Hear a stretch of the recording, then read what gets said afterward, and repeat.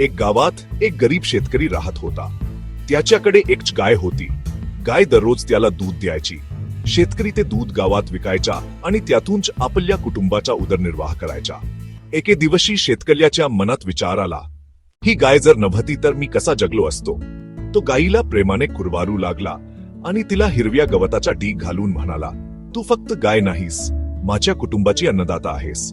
तुझ्यामुळे माझी शेती, माझं घर आणि माझं आयुष्य चाललं आहे.